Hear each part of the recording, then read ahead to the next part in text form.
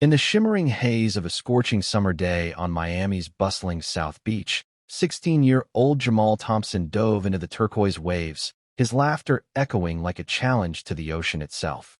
Little did he know, the real danger wasn't lurking beneath the surface. It was standing watch on the shore. What if the guardians meant to save lives chose not to?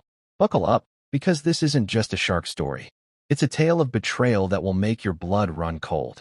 Feel free to drop in the comments below where you are watching from, and if you enjoy this video and more content like this, please consider subscribing. I pour my heart into crafting these heartwarming stories for you, and your support is what keeps me going. I appreciate having you on this journey. Jamal was no stranger to the beach. Growing up in the heart of Liberty City, where concrete jungles met salty air, he dreamed of becoming a pro surfer. That day, he borrowed his cousin's board, slathered on sunscreen, and hit the water with the confidence of youth. The crowd was thick, tourists snapping selfies, families building sandcastles, and locals like him chasing the perfect wave. But as the sun dipped lower, casting long shadows over the sea, something stirred in the depths. It started subtle, a ripple, then a fin slicing through the foam like a knife. Jamal felt the tug first, a sharp yank on his leg that pulled him under. Panic surged as teeth clamped down, ripping through flesh and muscle. Blood bloomed in the water like ink in a nightmare. He surfaced, screaming, thrashing toward the shore. "Help! Shark! Help me!" His voice cracked, raw with terror. On the lifeguard tower, perched high like thrones, sat two guards, Mike and Ryan, both white, both veterans of the beach patrol. They saw him. Everyone saw him. Beachgoers pointed, gasped. Some even pulled out phones to film the horror unfolding. But Mike leaned back, sipping his energy drink. "Probably just a cramp," he muttered to Ryan. "These kids always overreact." Ryan chuckled, eyes scanning the crowd, but not the water.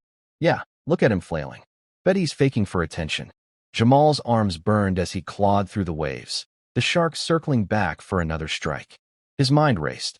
Why aren't they coming?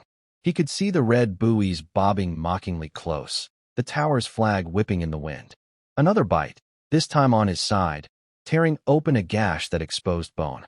Salt water seared the wounds, but the real agony was the indifference.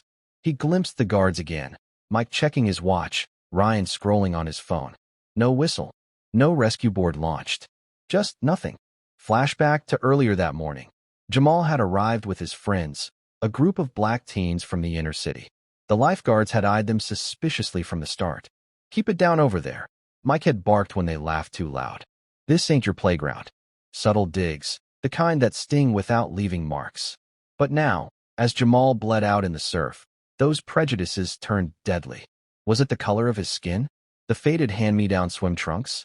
Or something deeper, a systemic rot that whispered, "He's not worth saving"? The suspense built like a tidal wave.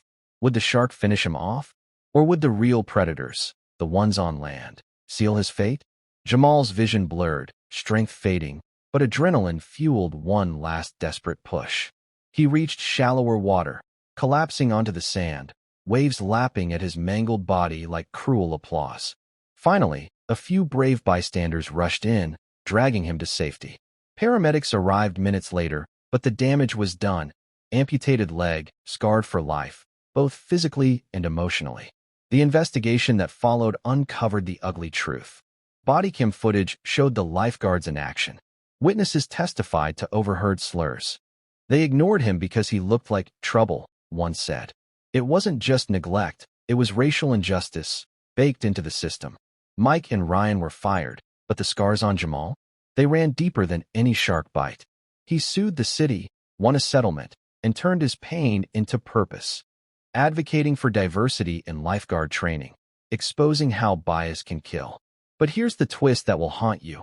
Months later, another attack happened. This time, a white tourist. The lifeguards? They dove in without hesitation. Coincidence? Or proof that some lives are deemed more valuable? Jamal's story isn't over. It's a wake-up call.